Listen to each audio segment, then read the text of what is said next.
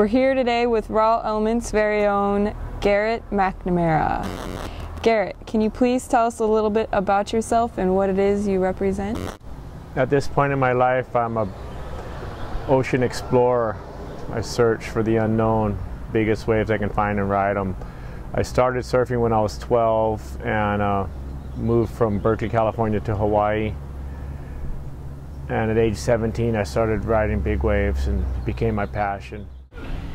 So, GMAC, can you please tell us what one of these quest sessions is like?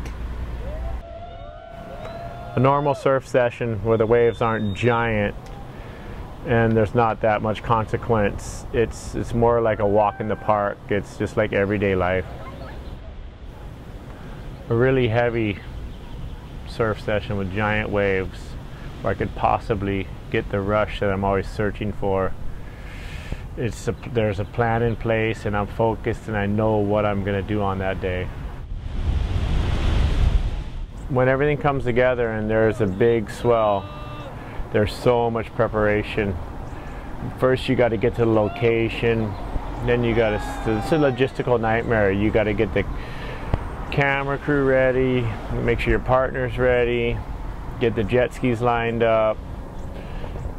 Then the morning comes and you got to get it in the water, get out there and do your thing. Thing is just right, then everything else is up. When it all comes together, it's all about having confidence in your team and being confident yourself, and the rest is up to God.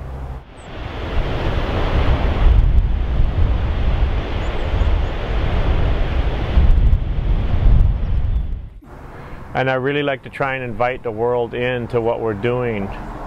So I always try to have a helmet cam so you can ride the waves with me.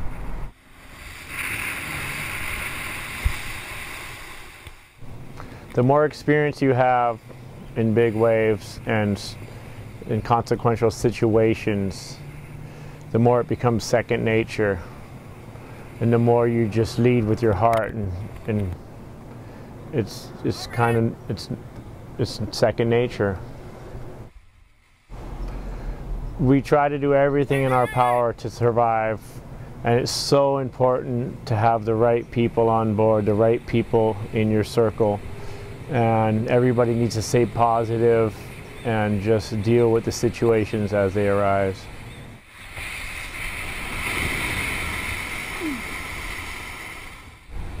These situations that you get yourself in seem like they could be life or death.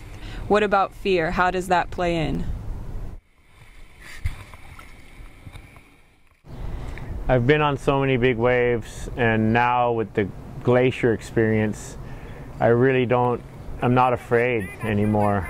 It's very rare that I'm afraid. And fear is actually a good thing because it keeps you sharp, it keeps you focused, and helps you survive. With all that preparation, what are some of the things that could go wrong in one of these sessions? And do you usually always stick to the plan? The worst thing that can go wrong is death. We do have a great plan in place and we try and stick to our plan 100%, but there's always the unknown, and at that time you just have to go with your instinct. But we always practice risk management. We try to be risk technicians, evaluate everything that can go wrong, combat it ahead of time, and then we just have to deal with the unknown as it comes.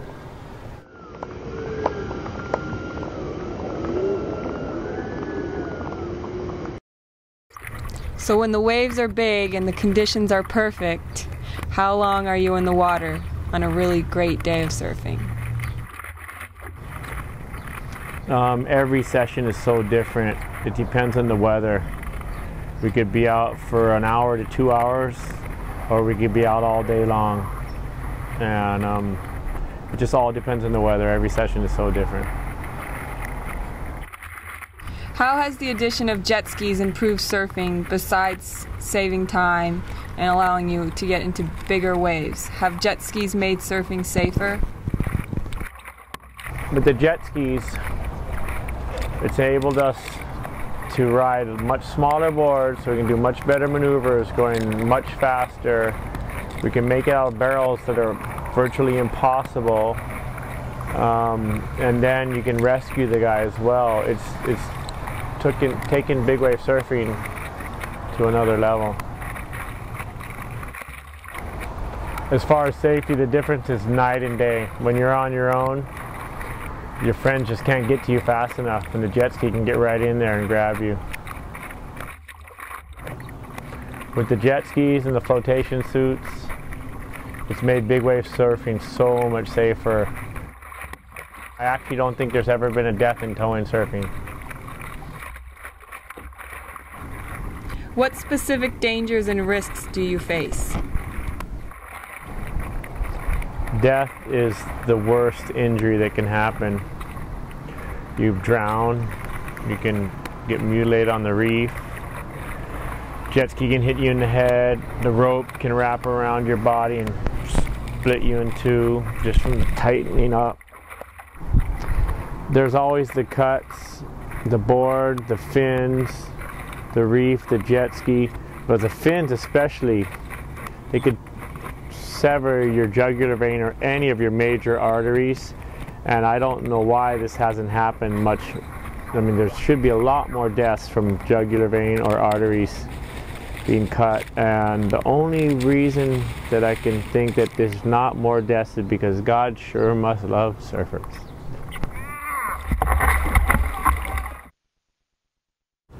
When you're in the barrel, you always hear about seeing the eye or the out.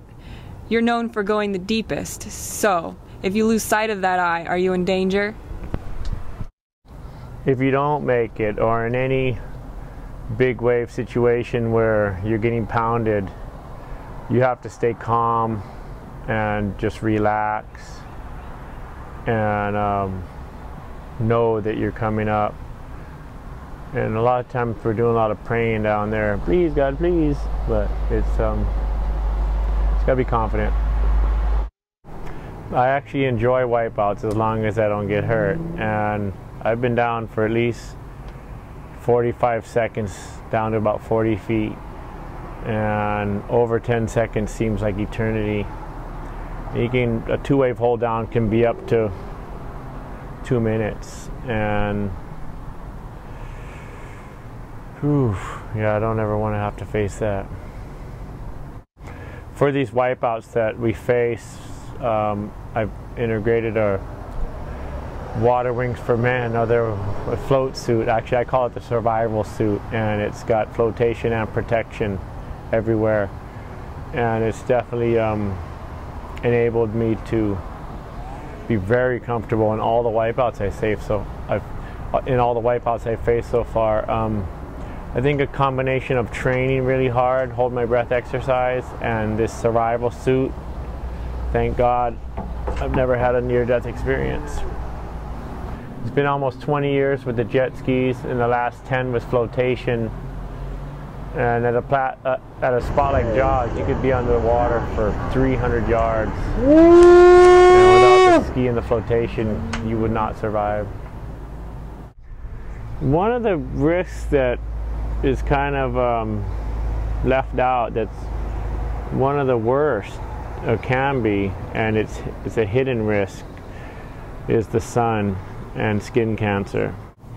And all of us surfers out there, I don't think there's anybody who's exposed to sun as much as us, or for so much time during the day. We're definitely at risk, and whatever we use, we definitely put it to the test. Perfect training for stand-up, and ooh, it looks hot out there. The sun is finally shining. The water's cold, but the sun and the air is very warm, hot. Do we have any of the two? This is Garrett McNamara here with Brian Elements. Oh, look at that. Oh. Is that peanut butter on your face? It gets good. It goes good in my beard, my ears. kind of greases up my hair for the evening. Don't forget the back of your neck. Any funny spot? You're good. Went out there, wind started blowing and the sun was shining, and I couldn't even feel the sun at all except for the warmth. It was like, I didn't even think about getting burned. The sunscreen was holding up perfect. It's still a nice little layer. Yeah, it works so well. It's just the best sunscreen I've tried. How about your eyes? Doesn't hurt my eyes at all. The salt water hurts my eyes more than the sunscreen.